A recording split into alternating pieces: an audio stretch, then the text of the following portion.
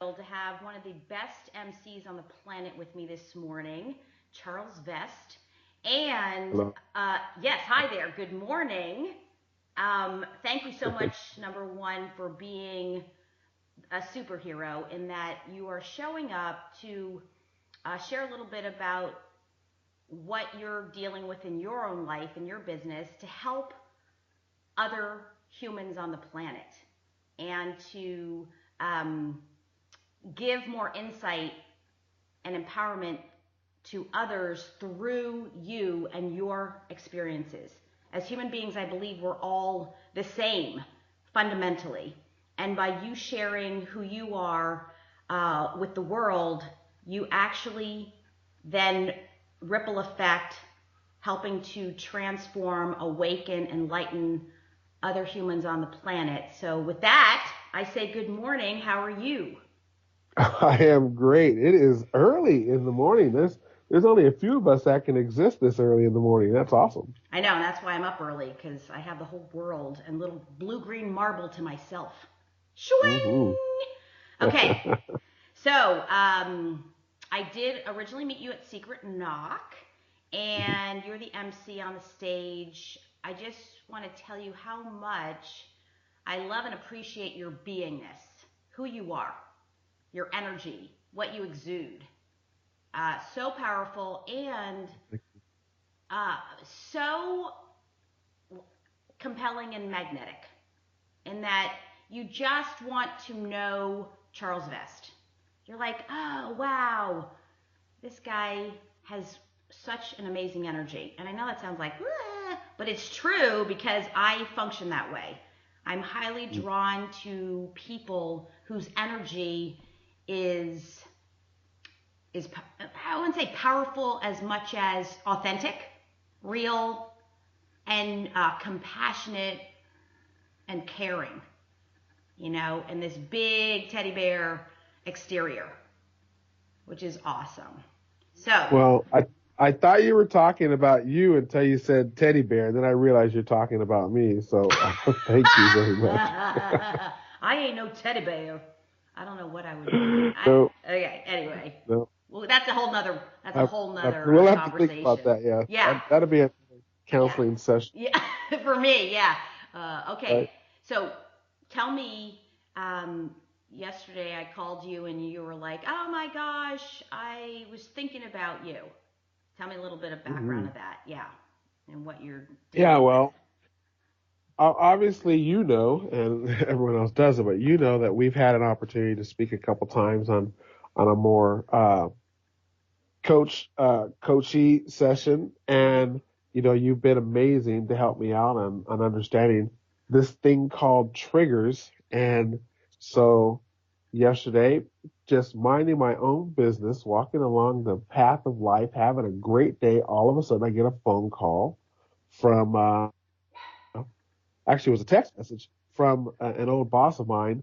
And after a 5 minute exchange, I was like off the deep end, Hmm. like derailed. And so after I hung up the phone and feeling all these emotions, like my day was completely stopped at that point. And the funny thing is that nothing really major happened. It was just some of the comments that he made that just threw me off the deep end. And so I realized that I really needed to give you a call and walk through the process of kind of walking off the ledge of being triggered.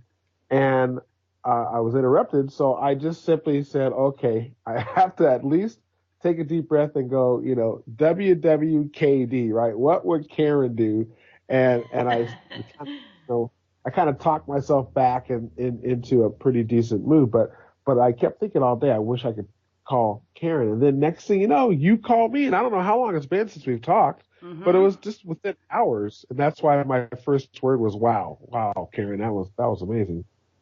Well, thank you for that. I want to tell you that I'm not ashamed to say that I'm highly telepathic and intuitive. I do feel energy out there, and I don't believe it's an accident. Actually, you've been on my mind. And then it's interesting because there were several times I said, oh, let me, call Charles and check in. But this time actually dial the phone because, life gets busy, blah, blah, blah. So I don't believe in any accidents, and I'm so honored and thank you for thinking of me. I love this WWKD. What would Yeah, Karen go do? ahead and use Yeah, it. okay, thank you. So tell me as much as you'd like to share, either the trigger, the main like zing that went ee, and and let me give you some more insights about that to help empower you, because that'll happen again and again and again until we really strengthen the wiring that would have us not be triggered anymore. Yeah. Mm-hmm. So, well, what I've learned is, and I hate to like be you, but you've kind of been talking a lot to me. So one of the things I think of from our conversations is you reminded me that it only takes 5 hundredths of a millisecond to be triggered. Mm-hmm. And, first, I guess we all need to understand what being triggered is. But once you've shared with me that is how fast it happens, I then was able to realize that there is no way for me to stop a trigger. It's Mm-hmm. going to happen. Mm-hmm. And, people that are listening in on my life here, I wish I could just say, thank you, Karen. You have cured me. I am trigger resistant. Mm-hmm. That you've made me bulletproof, so to speak. But that's Mm-hmm. that's just not going to happen. And Mm-hmm. but what you have shown me, and I appreciate talking to you today about it, is how to shorten the time that the trigger affects me, Yeah, and that brilliant. Mm-hmm. that is huge for Yeah. me. And so my boss from I just called him my boss. Look, see, he's not even my boss anymore. Oh, okay. So a former boss. He used to be your The boss. former boss. Yeah. Okay. Yeah, I mean, Mm-hmm. he's like around the picture, but he's not like my boss anymore. I mean, we're Mm. equals now. Mm-hmm. But there was a time about 3 years ago where uh, him and I, were in a company together, and I'm just gonna say it the way it is because I know you're gonna jump on me anyway. But Mm-hmm. I mean, you're gonna lightly Mm. encourage me.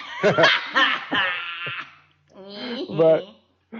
but what happened was I introduced him to a company. He ended up becoming over me as a COO, and I was sales manager. So that put him over me, which Mm-hmm. was fine, I think, for me.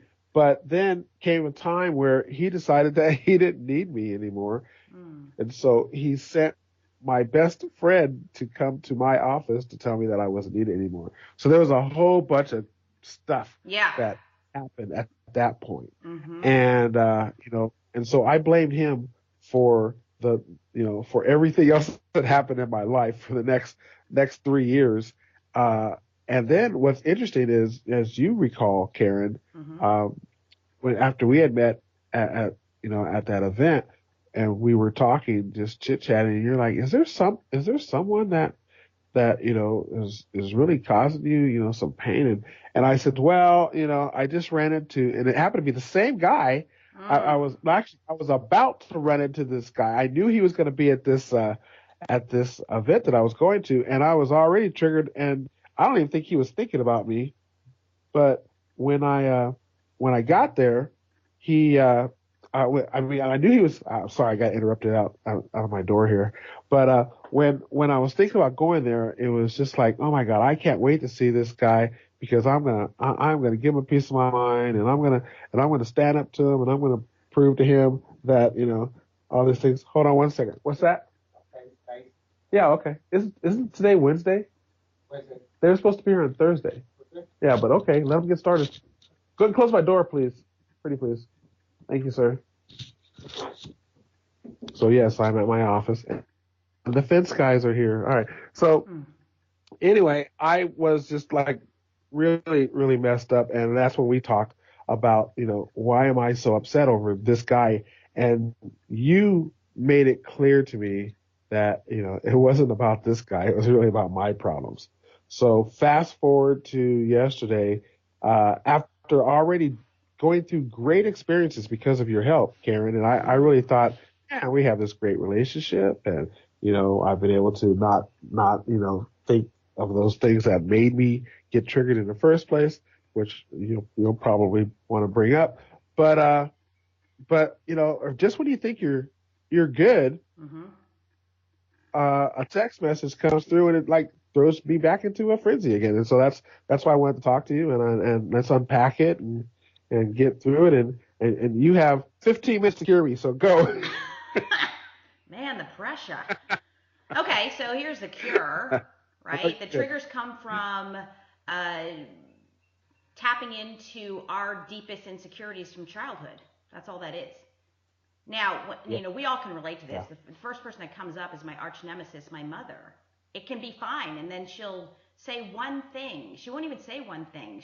I'll see her like pocket dial me, and I'm like ballistic, right? So we can all relate to that. So something he said in the text message, you actually computed or interpreted in such a way that it triggered how you are either inadequate, not good enough, can't measure up, are not capable. You actually read it to where you were the one who made the interpretation, and that you interpreted in some way, shape, or form that you were compromised. You're not good enough. Is that resonating with you? Absolutely. Mm-hmm. Absolutely what Mm-hmm. happened. You read what he Yeah. said, but then you Yes. computed it through your filters. So go ahead, tell me now with that in mind. You don't have to tell me Okay. exactly what the text message said. No, Just, I'll tell you all what it right, go ahead. said. Yeah, That's lay it out. All right, good. The more we have it, just so. making sure we don't offend anybody. Yeah. Let's I'll, offend. I'll let you know when we get too deep when the Mm-hmm. teddy bear starts to cry, right? But Oh. the what the text message Mm-hmm. was okay. The really quick backstory is I've been launching a company here Mm-hmm. in San Diego, and you know about it. It's a big deal. We're launching a hemp water company and a whole bunch of hemp products, and I'm Yay. very proud of what we're doing here. Mm-hmm. And so we now have this large warehouse, and so every day for the last month and a half, pretty much 7 days a week, 12 hours a day, as it is for any startup company. Mm-hmm. I've been here really just putting in the sweat and getting things off the ground and making it, really presentable. So, he knows this. He had done a tour of this place like 2 months ago and saw that we were going to move in here. And so all good. But the text message said, uh, "Hey Charles, is the warehouse open yet?" That's what it said. I love this. Okay, yeah. Is the warehouse open yet? Question mark. Yeah. Uh-huh. And and I went off like internally, like, what do you mean is the warehouse open? I've been here every day for the past, 40 days, working Mm-hmm. my butt off Mm-hmm. and getting everything rock tip top shape, way better than your warehouse, by the way. And and he comes and he asks me if the warehouse open. So the next line, my after wanting to say, you know, 50 different things, that went through my head as to the response. Because, when I get triggered, I don't know if that happens to you or anyone else, but once I get triggered, my brain has this huge conversation with the person that never gets out to public. Oh, It's yeah. So hang on. Let me do it in pieces to explain it. sure. So you read the first line. So you read that at face value, it's a very simple question. But again, you heard something else. So that's what's interesting. You heard something else, Yeah. got triggered, and then of course we all do it. It's called actually the amygdala hijack, when the fear sensor in your brain, in our brain, right, gets triggered. It sends off all these signals and creates this huge adrenaline rush. And that's when the voices in our head have to go into, guess what? Fight or flight. And you start fighting in your own mind. You fight with words. We all do it. Every single human being on the planet is guilty. Unless you do not have an amygdala or a human brain, then it won't happen. However, most people do that can even listen to the podcast. So it is a thing. So that's what happens, and that adrenaline can keep rushing for like a minimum 20 minutes. But again, let's focus on, I call it, he said you heard, she said you heard, right? He just asked a question, you heard something completely different, but underneath it, you were pissed off because, what was there another line? I want to ask you, what was triggered now that we're having the conversation? Well, he knows that we've been open for a month. So I couldn't figure out why he would ask that question. Are you open yet? Until I read the second line. And so first I'm all about, hold on, come on in. Hold on, sorry about that. What's up? Okay. Good morning. Hey, I'm on the phone. What's up? If you come down, you can show the guy where's bio the shows. What do you call that? Where the fence posts go? They wanna wait. Well, tell him I'm not going to be there for 30 minutes. So tell him to unload and I'll be there in 30 minutes. Okay. Unless you want to call Ray. Okay. Okay? All right, thanks. Oh, I want to These address guys are this. supposed to be tomorrow. I know, but I love that you took time out to deal with this, to help other people, while still doing your life. That's why it's like not a big deal. I'm not going to edit that out. It's just like most people say, no, I don't have time. I got to fix my fence. And they'll put fixing their fence above fixing themselves, so to speak. And better word, empowering themselves. So thank you for that. Well, thank you. Yeah. So. Okay, second line. So wait, you read first line, the train is left the station and you're in the amygdala hijack. And what happens is the brain will focus on that, the adrenaline pumping, that it actually creates massive blind spots to where it stops you from even reading the second line. That's exactly the human condition, FYI. All right, go ahead. Well, the second line, if my amygdala was hijacked, the second line put him in the conductor's chair and throwing coal in the thing or whatever the heck on that train. Yeah. So the second line read, because I want to look around and check out things. And then that sent you that was like salt on the wound. Go ahead. Oh, and and then what happened? Well, him checking out things has nothing to do, no bearing on me and my warehouse. So what? It's my warehouse, not his. Mm-hmm. But me, what I heard is I want to monitor and moderate your life and remind you that I'm in charge always, no matter where you are. I can get to you. I can, you need to answer to me first. That's kind of what was going on in my head. Like, yes. Yeah. Like you still have power over me, so to speak. And you obviously work in the same company, or we work in, he is part of the manufacturer that provides products for us. Okay, yes. So you're under the same umbrella. Yeah. In other words, you work for each other, but in different departments and responsible for different things. Right. Yeah, right. yeah.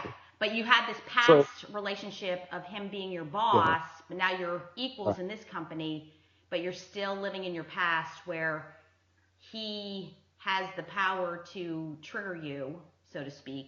He doesn't. Yeah. You think he does.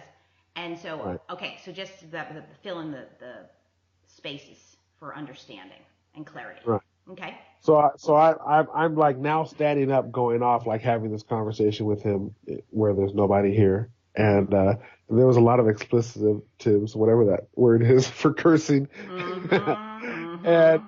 and it's like and so I picked up the phone and gave him a call at that point.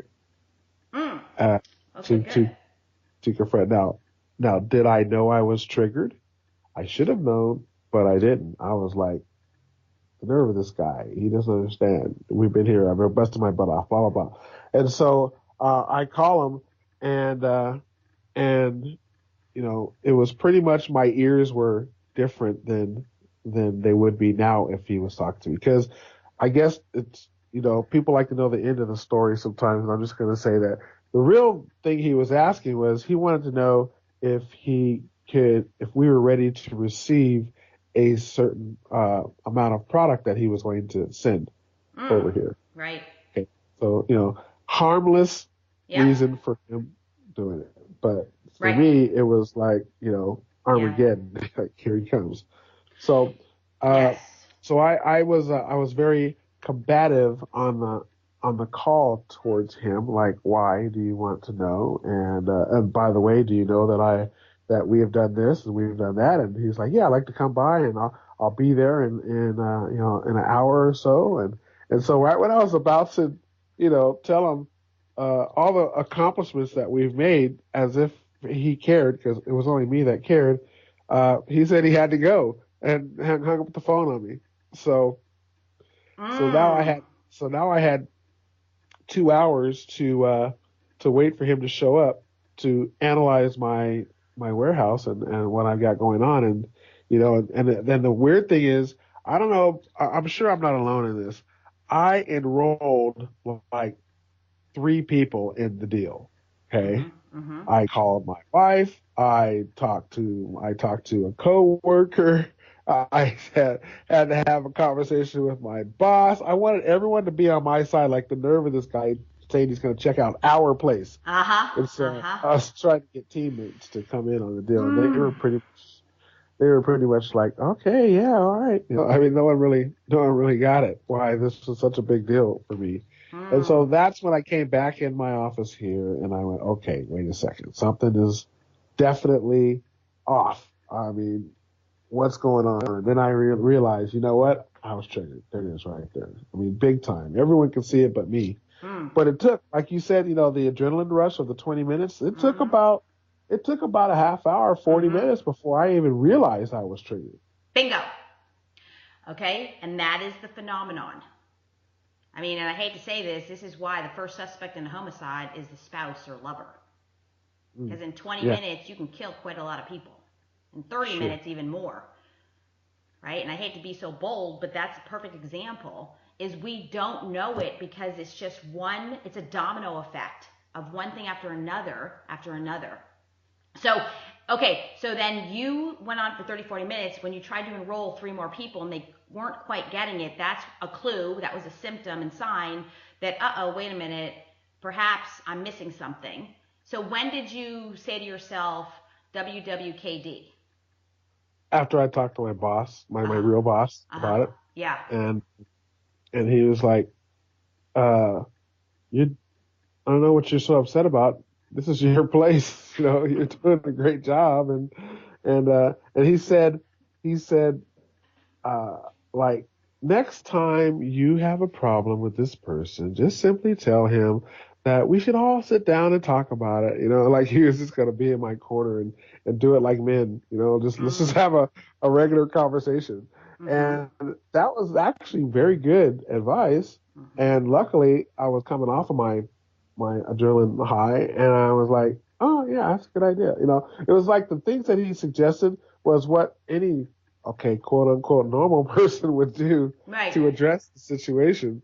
But I was not normal for a while, and I'm not still. But no, anyway. Exactly. And this is the insanity of it. It's the mind FUCK thing. And that's what ends up happening. Is that it's not logical, it's irrational. So you were actually triggered into a fear from childhood. And whenever the brain is in fear mode, it can't see anything. It cancels out any rational, logical thought. Whoa. So you couldn't see the forest through the trees. Right. And that is that is the plight of humanity. And when you said enrolled, I have to say this is why there's war. And this is why there's political rallies and protests. Is we doubt our own thoughts and beliefs and our own truth. So we got to get everybody on board to validate that we're onto something. Wow. So that's really interesting. Okay. But thank God you were conscious and evolved and aware enough to go, wait a second, it's not tracking. So so quickly tell me, so what did the WWKD come up with when you said, what would Karen do? What process did you go through?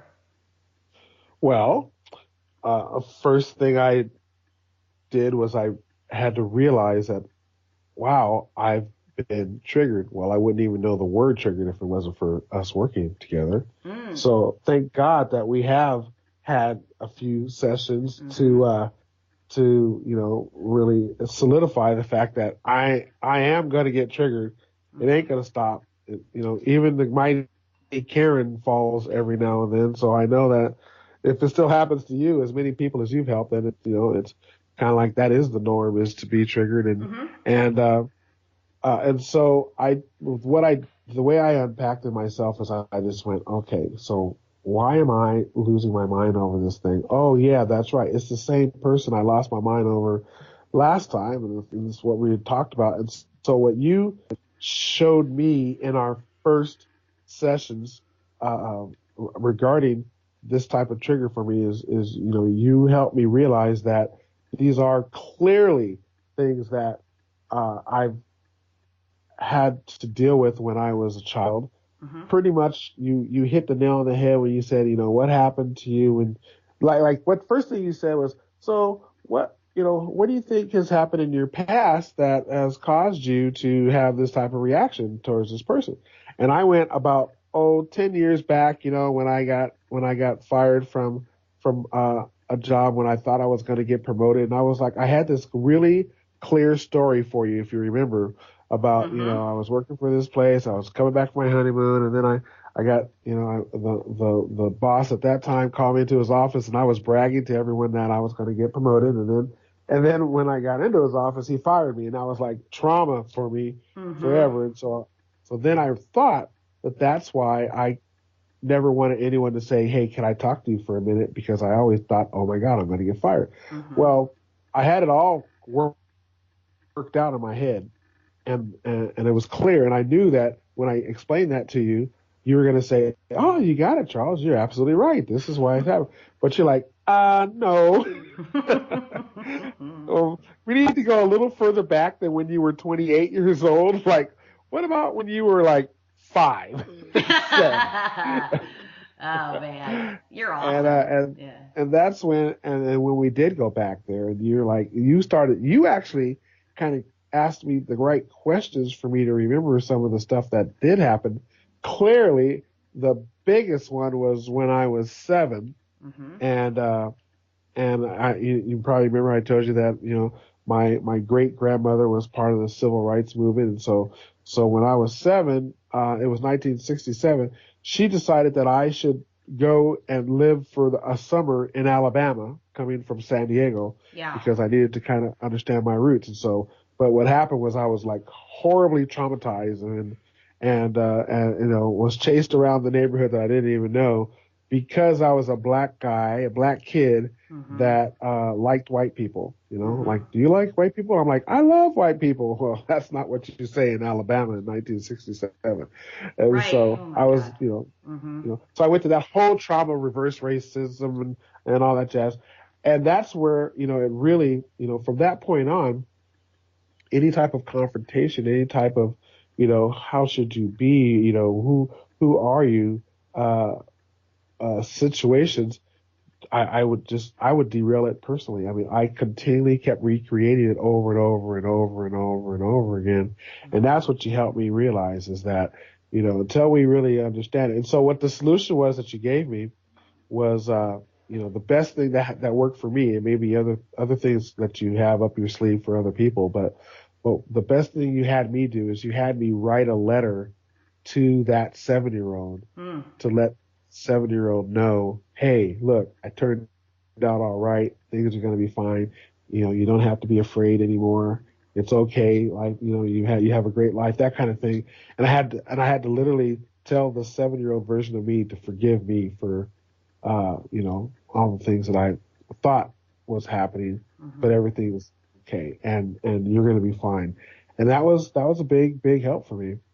And so that's how you helped me. And so I things. And so with this situation, I simply sat down and just went, okay, well, first of all, you're just doing the same thing that you did all the time. Every time that you think about this person, you automatically put him at a top part of the totem pole, you in the bottom part with his foot on your neck, and you're trying to justify your existence. And I realize I don't have to do that. I'm really okay.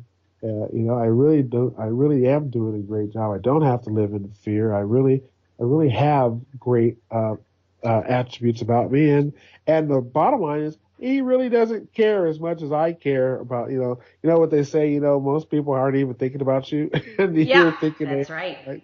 Uh-huh. So that's really how it was. I mean, he didn't have a clue that what he was doing to me. Never did, still doesn't care, not a big deal for him. And it's really all what's happening in my head. Yes, and then he has his own triggers. So the good news is, Sure. when I learned that we're all the same and we all go through this to some degree or another, that kind of levels the human playing field. Not to say we wish that upon anybody, but that means we're not alone and it's not only me. I'm going to say it's every single human being. I'll say it again and again and again, whether they care to admit it or not. But let's just back it up here. And if you know the name of your quote unquote life sentence or your tagline mind virus trigger, that's what can help you speed up the process after you recognize all the symptoms. And going in knowing that this human is not a mistake at all, by the way, is that we end up attracting family familiar people into our life to replicate our growing up days by putting in all the same characters with different names and appearances that are similar to all the people who could trigger us the most from childhood. Okay? So it's no accident he's still in your life, because we have to play it out to heal it. So it's an unconscious phenomenon that we attract family, familiar people from our childhood, right? Because that instills the programming that you learned at 7 years old. That's just some of the programming. Does that make sense? So anytime you communicate with this person, you don't have to, there's no guard yourself or be self-defended. No, is that be objective and say, oh, this is a person that has in the past been able to trigger me. So I call it the antivirus software, is that you have to download it again and do the add-ons, right? And update it and say to yourself, oh, okay, here we are. I know that this is like my mother. I have to do this every single time with my mother. Love you, Mom, but I mean, she can get me so fast. Why? Because she's the closest person I've known the longest. So right? So it's embedded and encoded. Any associations I have to her and with her have the most history, the most strength, the most hard wiring. That's why that happens. Okay? So, back to this situation. At 7, you said to yourself or created a perception about you not being good enough. Do you remember what those words were? Mine was, at 6 years old, I'm invisible. I'm unnoticeable. That's my trigger. Anytime I feel I'm invisible or I'm not being noticed, not now as much, of course, but for most of my life, that was my big trigger. In other words, I was ignored by my mother, is how I felt. So at 7, it's what? I am not capable. I'm broken is what I okay. think. That's perfect. And I'm broken. And so for you to be broken, say more about being broken. What else does that mean? So really what goes to my mind is I'm broken because I didn't see it coming. It was something that hit me that would blindside me. I didn't see it coming. And so when I was there, in that situation in Alabama, I should have seen it coming. I should have known this was going to happen. and so my vigilance, my detector is broken. All right. So Okay. what happened is I kept playing that out where, like, let's go back to when I was 28 and I was fired. It was, I didn't see it coming. I thought that everything was going to be fine. I thought I was going to get promoted, and then boom. And so that's the kind of trigger that Yes. this guy has on me, because I didn't know that I was going to get fired, by him. I know it sounds like I've been fired from every job, but oh well. So, every human but being will those either are be fired or has been fired, so it's a common denominator. But right. hang on, wait. So, so it's deeper than that. What is wrong with you if you didn't see it coming? I You must be wasn't what? paying attention. I'm not Well, paying broken is attention. I'm broken is what I broken. think. Yes, but too broad. To be Okay, broken well, and not it's more. It's know is something like ignorant, yeah, ignorant, stupid. stupid. Something like that. Okay, so But, go to the worst one, the one that's almost too painful to say even to this day. well, Stupidity is, yeah, yeah, ignorant, yeah, idiotic, stupid, yeah, stupid is it. stupid, an There it idiot. is. Yeah, that kind of thing. Yeah. Okay, good. Perfect, because mine's loser. Like, don't even deserve to exist. That's how much of a, I didn't even make it to loser. I was so pathetic. So I understand that. So the worst one we can go to is the best. We have the most power. So do you understand that by reading that text, is a warehouse done? Question Is mark. it open? Yeah, Yeah. is it Is it open? open? Right? You were saying I'm stupid because I don't have everything in order, and I should know everything, just in case. How about he thinks I'm stupid?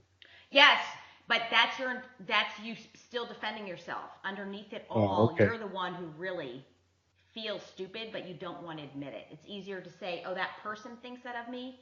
Because we actually think if we say, "Oh my gosh, I'm stupid," we actually think that's real because the subconscious mind doesn't know the difference between what is real and what is imagined. So Right. for us to say I'm stupid, we actually think that's real and that's a thing, and then we're in a court of law stupid. That's pathetic. It's so subjective. It's an opinion. It's a perception that cannot be Okay. proven. Some people can say Einstein was stupid in the realm of emotions, and he didn't know everything, even though he had such a high IQ. Yep. You see? So Yep. that's what we need But to what I know. see is it's still very hard to say I'm stupid. You say I'm a loser real easy, but it's hard for me to say I'm stupid. And let me tell you why, because you have not been facing it. You are Yeah. always living in the fear, like every human being who doesn't train for it. You're always living in the fear of being stupid, feeling stupid, thinking you're stupid, and having other people think you're stupid. That's your fear. And I mentioned the fear early on. It's Yeah. always the fear of, and the fear is invisible. Again, subconscious mind, the unconscious mind doesn't know the difference between the fear of being murdered and the fear of riding a roller coaster or dating again after your third failed marriage or third divorce. Doesn't know the difference. So it hides the fear in terms of going for our dreams, upping our career, building a business. So it doesn't ever show up as fear. It shows up symptomatically as something else. Fatigue, avoidance, procrastination, irritation, mania, depression. The list goes on. Addiction, distraction. Okay? So it's the fear of, again, thinking you're stupid, feeling stupid, thinking, and other people thinking you're stupid. The more we say it, see, this is what I love. We become desensitized from it. That's why I can say loser, loser, loser. Every single thing you can say about me, I've already said about me. So you can't, sticks and stones, people. Too late. I was always my own worst enemy, thinking I was the worst, the ugliest, the fattest, the shortest, the too Chinesest. There's nothing that you could really say that would get me. I've been through it all, and then I've said it over and over again to where it's like, it's old hat. So do you see, we become desensitized to it because you actually think you're stupid at some level, that it's real. And I'm going to say no. As a matter of fact, you are so smart. Number one, the smartest thing you could ever do is look to yourself as being responsible for the source of your life. That takes more intelligence and courage than anything, bar none. So you can think, now you can say my IQ is this, and Einstein's IQ is this, and Michael Jordan's IQ is this. They're just numbers. To say any one of you is stupid is ridiculous. It's just keep facts separate from subjective opinion. See? So what the brain does is it takes this I'm stupid perception, opinion, interpretation. I call it a myth, a mind myth. It takes it and attaches it to objective reality, and the brain has to attach that together for survival purposes, and that's when it occurs as real. See, you say at 7, I'm stupid, or I should have known, being black, raised in a Caucasian or white neighborhood and environment, I should have known that in Alabama, the other black people would be racist. Right. Right? No, you're 7. The filters that you have are white people are good and decent. Unless you're trained otherwise, there's no way you would have known. And who's to say you're stupid? No, you're not stupid. Is that you had no learning of that. Nobody taught you anything around it or even had a conversation as to, by the way, in Alabama, they don't think highly of Caucasian people. So let's talk about this and see where you stand, see what you think. And remember to always see all human beings as good. If someone had had that conversation with you even before 7, okay, you would have had some information, but it still is no protection. Do you understand this? But let's get to, if you think you're stupid with no evidence, then you're really stupid. Does that make sense to you? Well, okay, in other words, prove to me you're stupid. That's what I want to say. Go prove ahead. to me? Mm-hmm. In other words, prove to me which time, 7 or 47? Okay, so I like to say this, right? If we think about our mind being a court of law. Okay. Okay, in a court of law, the attorney, the prosecuting attorney never gets up and says, well, he's stupid. He murdered 6 people. He's stupid. Therefore, jury members convict him. He's stupid. No. He killed 6 people. That is illegal. It's called homicide, first-degree murder, 6 times. Illegal, therefore, you are punished for that in the terms of a jail sentence. So now, go ahead. Pick one thing that proves that you're stupid. Well, let's see. I have had this conversation over 4 times with you about the same guy, and I still get triggered by this person. That's stupidity. Okay, that's your opinion, number 1. Okay. So let me explain why that happens, which is excellent that you even bring that up.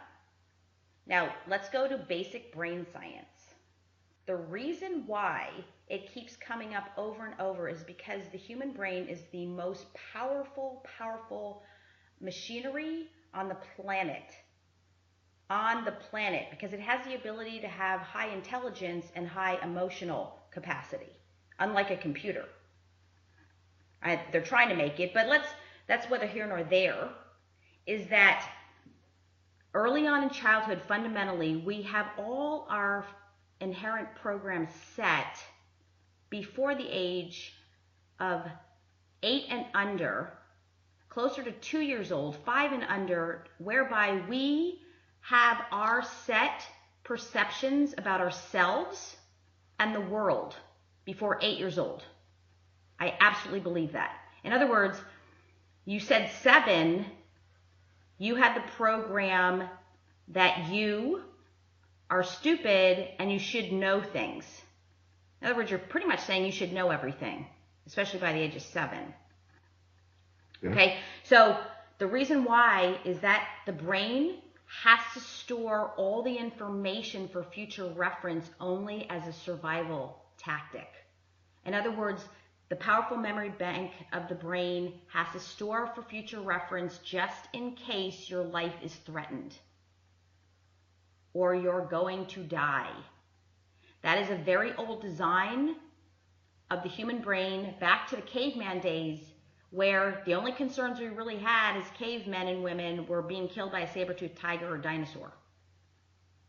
Unfortunately, that hasn't changed to this day, because if it did, we'd all be dead.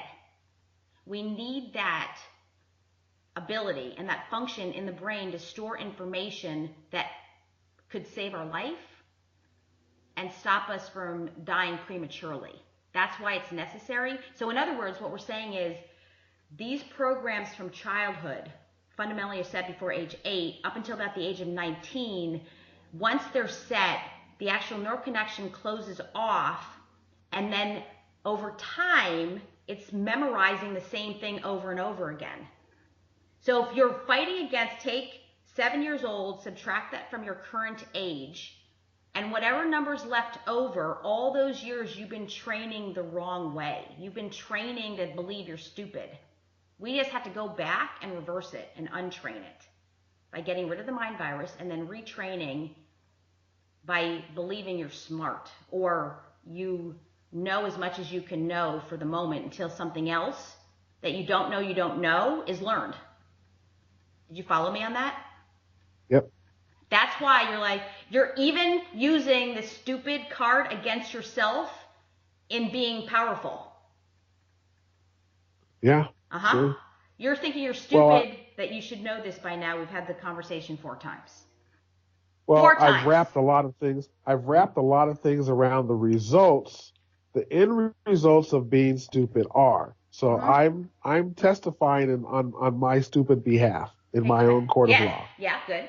And so I'm saying, here are the facts. The end results are that you get fired, or the end results are that people will be able to show up in your life and derail no matter how strong these are. The end results are that you will be blindsided and you need to be more vigilant. And until you are more vigilant, and so now I spend all my life, walking into a restaurant, making sure that I can see everyone in the restaurant, because who knows who's going to be that next, saber-toothed tiger that's going to come into my life. And so, that's, I go into relationships that way. I go into employment that way. I go into conversations that way. Okay, here's me on the outside, but on the inside, because I'm stupid, I need to, overcompensate by just being more vigilant, or more, conscious. Yes. So let's talk about this. Why are you hanging on to stupid when it consciously doesn't serve you, but it's serving you all along, unconsciously and subconsciously? See, what happened was at 7, you said, I'm stupid, I should have known. And because you didn't die from it, your brain's like, oh, good, this program will work, let's keep it. That's what it does. And it always stores the most traumatic thing. It has to. Why? Because it's the trauma that could lead to premature death. It's not going to store, ooh, I picked a bundle of daisies today for my little girlfriend, 6 years old, that I have a crush on. Why? Because your life wasn't threatened there. It doesn't remember any of that stuff. It has to remember anything that is going to harm you. So you said, oh no, harm, red alert, dee, dee, dee, dee, at 7. And then your brain said, oh no, you're still alive, we're good. And that's why that gets triggered over and over again. And then it forms a neural connection. And over time, it's like this little wire's connected. And then the next little wire's connected that's similar, the next, and the next, the next. They all are related to each other. And then it eventually over time forms a cable. A cable. And that's the phenomenon you're going through right now, is that cable is what your brain draws to for reference to survive it. That's why it keeps coming back over and over. So here's the good news. By doing this work and realizing what's happening and understanding that you were never stupid, that's something that you made up based on no facts. And then your brain attached it to the consequences. Being fired. I'm stupid, then I'm fired. Then it takes that and makes it another association and connection. Because you think that's real. No. Being stupid, okay, let's just say you win. You get to be stupid. Being stupid has nothing to do with being fired according to the brain. It doesn't know the difference, remember? It has to just play the two, so consciously you think one has something to do with the other. There's a contingency. One has to do with the other and vice versa. So if you want to be stupid, let's just say we could prove, and we can't, but we could, that you're stupid, okay, is completely a separate issue from being fired. In other words, think about this. How many people are not qualified that have not been fired? If you think, yes, and vice versa. Mm-hmm. So the key is to consciously disassociate your beliefs about yourself from the consequences. Or is it a consequence, or was it a grand blessing in disguise to be fired? I was fired. And in retrospect, I know why I was fired. It was a sexual discrimination thing. And the person who fired me was a guy that I had a crush on. He had a crush on me, but there were other things going on where he still couldn't get rid of the girlfriend. And instead of me speaking up at the time, he just fired me when I didn't show up to teach a class one day. And I was like, you SOB, I could have done the whole full-blown lawsuit. But instead, I was like, okay, now what am I going to do? And sure enough, I started my own fitness training business out of that. So being fired was probably the best thing ever. So that's another thing. You have it that being fired is a bad thing. Mm-mm. Well, it is. Well, if you believe it is, it is. Do you understand my perception of it? The way I see it was a kick in the pants that I called into my life and really needed, because I've always been much happier as an entrepreneur working for myself. Nobody that I know of, mm-hmm. Nobody that I know of looks at being fired as a kick in the pants to move towards something. Okay, so at least not when it's happening. Yes, so then I can say this to you. Great, if you have that perception and you live in this constant fear and don't even know it most of the time, how is that going for you? Doesn't work too well. Okay, there it is. That's what we need to look at consciously, is weigh then the cost based on a myth and a lie. See, do you understand that you're actually addicted to believing you're stupid at some level? It's an addiction. And it serves you. Are we almost done with this? I know, right? Yeah, we are, because as soon as you can have that paradigm shift, how does it make you feel, or what are you thinking when I say you're addicted to believing you're stupid? Because I know that's true. Yes! You're addicted. Yes. Okay, so how do we It's familiar for me. I know how to deal with them. Now, there's something in it for you, though. It serves you. Take a look. I'll help you, but take a look. Can you see how this actually, in a weird, diabolical way, serves not you, but serves your subconscious, unconscious mind? No. Okay, it first of all feeds into what's familiar for survival. Yes. And it also feeds into you not showing up, because God forbid you let go of it, you're no longer right about yourself. That you actually have to show up and think that you're smart, which is a threat because it's unfamiliar.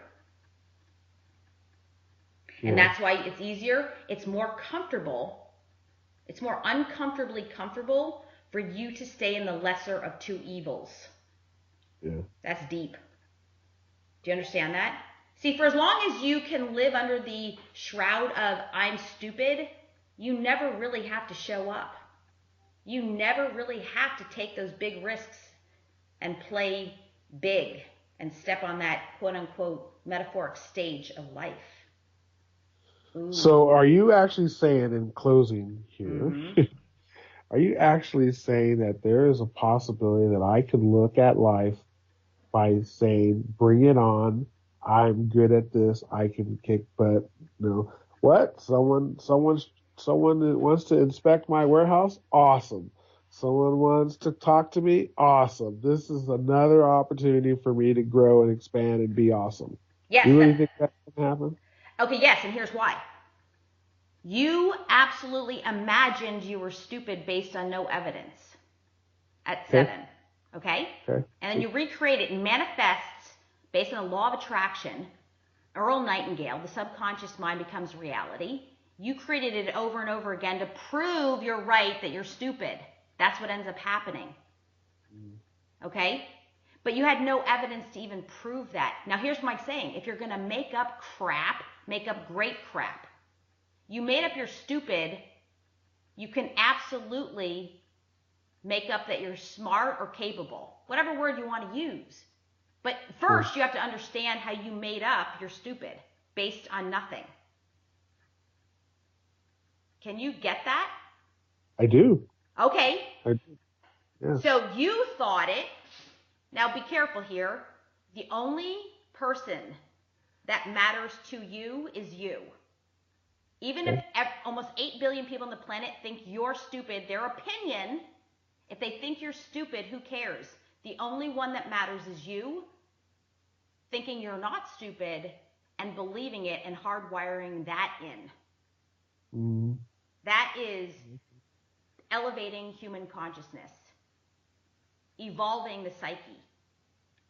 That's how it's done. So yes, I am actually saying do it because it already has been done. Except you've been using your powers for evil and not good. And again, now let me explain this part because we're almost done here. The reason why we go back to the default, what is most familiar and comfortable and what we have known, is because that fear trigger gets triggered into fear whenever it's in unfamiliarity. It's a double-edged sword. The only way to override that is by consciousness. In other words, we have to be willing to consciously understand this and then be willing to venture into the unknown, knowing that our amygdala is getting triggered, but we have the power to override it so we don't continue to feed into the self-fulfilling prophecy syndrome, that's what I call it, and better said, the insanity wheel. Doing the same thing, expecting a different result. You can stop that cycle. Do you understand that? I believe it. Okay then.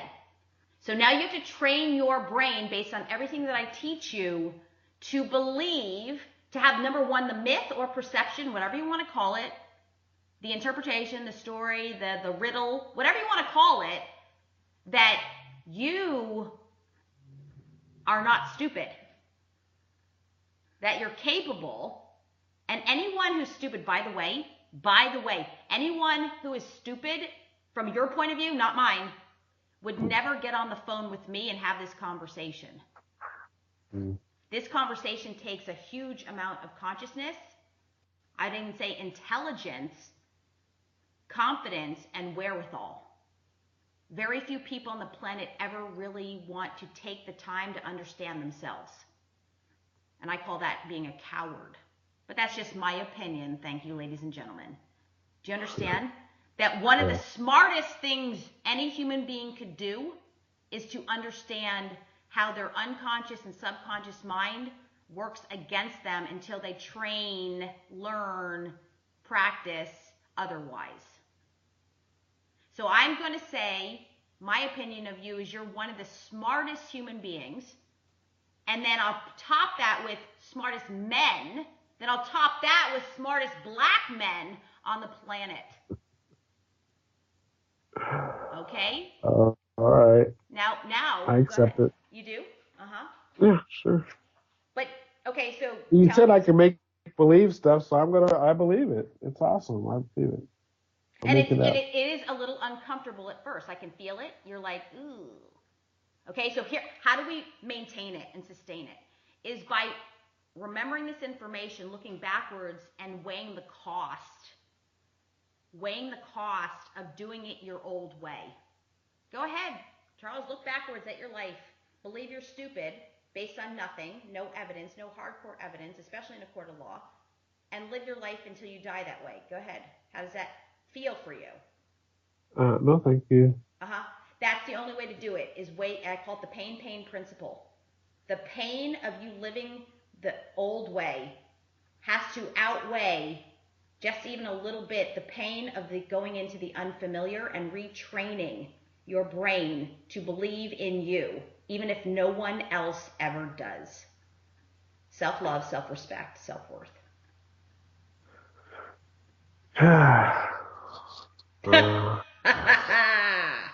We'll train our bodies at the gym, which I did. I had my own business, thriving.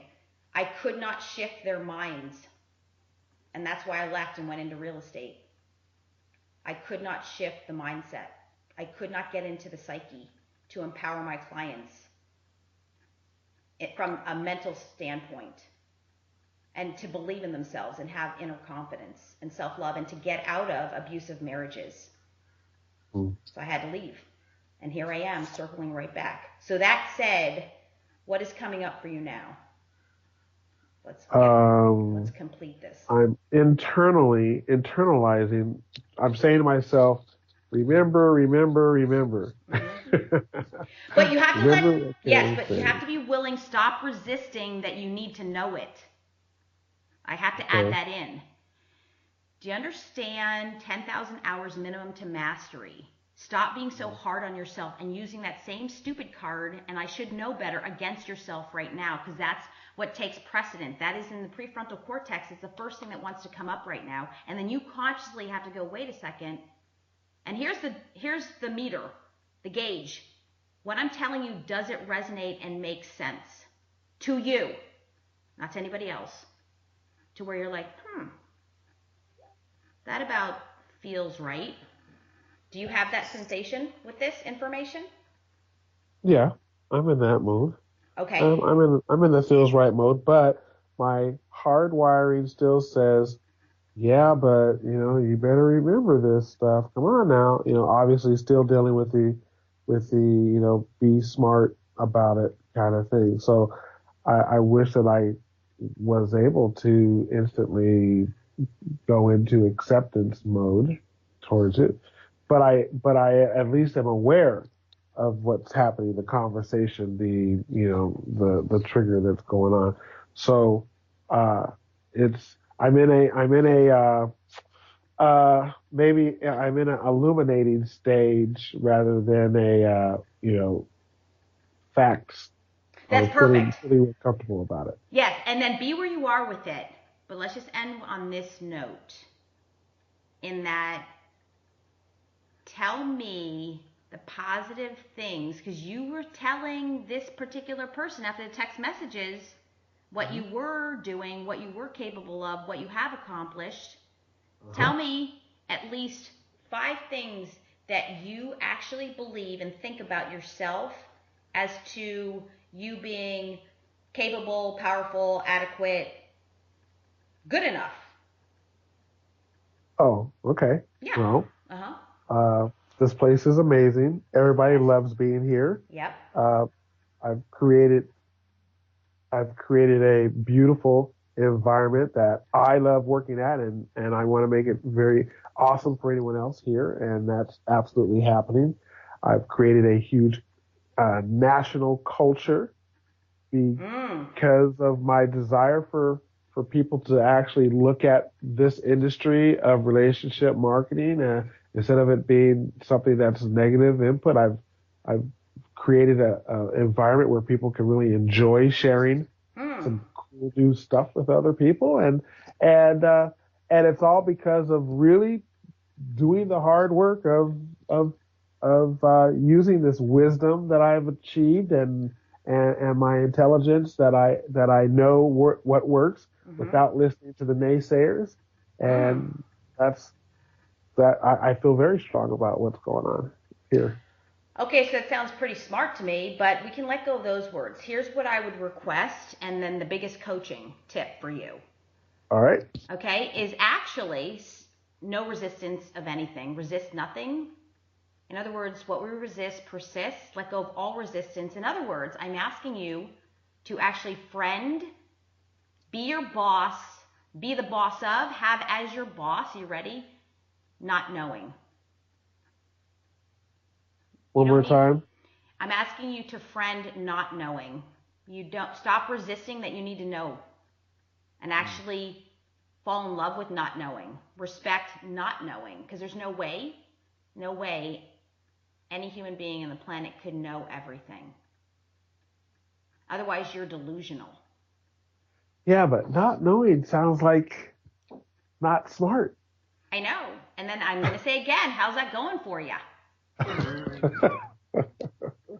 That's why I'm on the line with exactly. other people. So just like learning a new sport that you've never played before, it is so basically not knowing is okay, is what you're saying to me. Yes. I'm saying okay. Because you're resisting. See, you're fighting. You're in fight mode to know everything, which is really resisting not knowing everything. Now, do you understand? Be the observer right now. Take yourself out of the mix.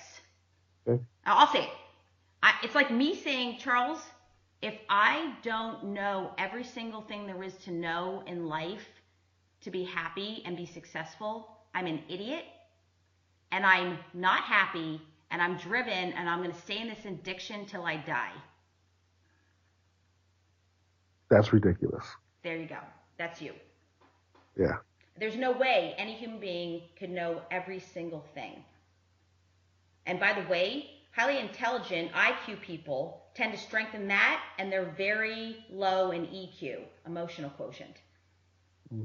And here's the thing, at the end of the day, when all is said and done and we're dead as a doornail 6 feet under, okay, is the only thing that really matters in the end is EQ. Yeah. Yep. Not to say we can't leave a legacy like Steve Jobs did, but to die at peace would have to then be, that's all encompassed in the EQ, the emotional quotient. So, just so you know, that's what has us be happy and enjoy life, because I don't understand why you'd want to work and have to try to constantly prove yourself and override this underlying fear that doesn't even show up blatantly, and then you're dead. Just saying. Yeah, doesn't seem to be a good deal. Okay, good. So wrapping it up in just one sentence to complete, what would you like to say? Where are you? Yeah. What are you thinking? Your perceptions? How are you feeling? Besides, Karen Lovely is awesome and amazing and intuitive and gifted. That's pretty much what I want to say. Okay, thank you. I appreciate that. Not knowing is awesome. Yeah, can you really take that in? Like, okay, I'm asking you just to try it on or be with it to give it its fair shake. I'm on it. I'm wearing it today. Yeah. Yeah. Okay, perfect. Okay. I'm in the sea of not knowing. It's an awesome place. I'm like Columbus going across the deal, not knowing. Oh, yes, and the best way to keep your brain growing, fresh, alert, and to avoid any mental illness or disease down the line is to actually live in the unfamiliar. Does that make sense? And actually to live in this, taking on. Yeah. Okay.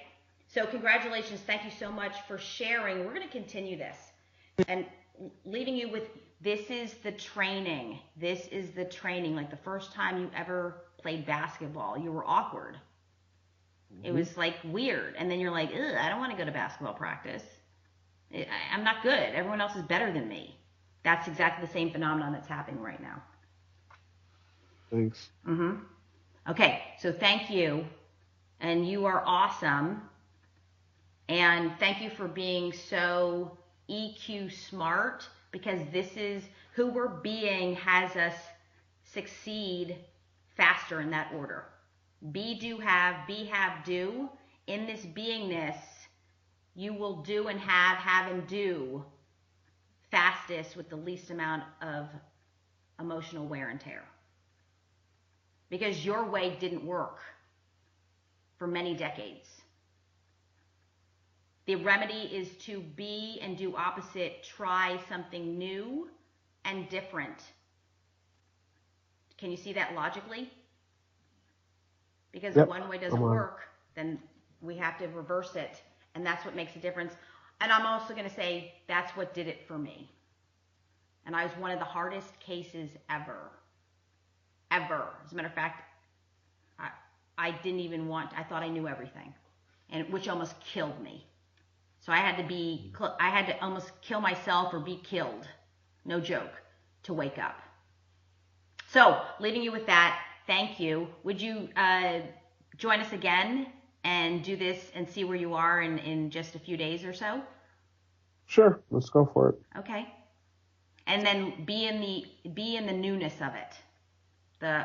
Interesting. Because that's what you've been resisting also, is to feel this way and to think these things, because that's part of the addiction of trying to override and prove yourself. Do you understand that?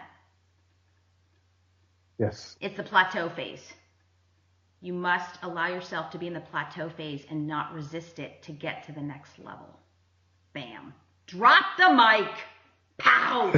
And ask any successful human being on the planet, athlete, celebrity, business person, ask them, and they will tell you over and over again.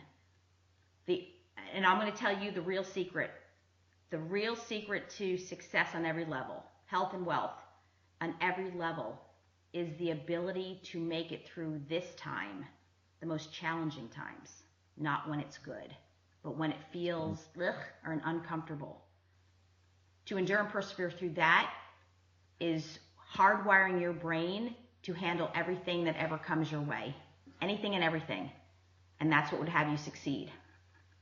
That's it. It's the crappy part to sustain, not all the good stuff. So congratulations. Smarty pants. Thank you. You're welcome. Okay. Gotta go. Gotta We're go. lining up at my door. All right, go ahead. Thank you. You're Thank awesome. you, and until next time. All right. Pow pow. Thanks. Bye. Bye.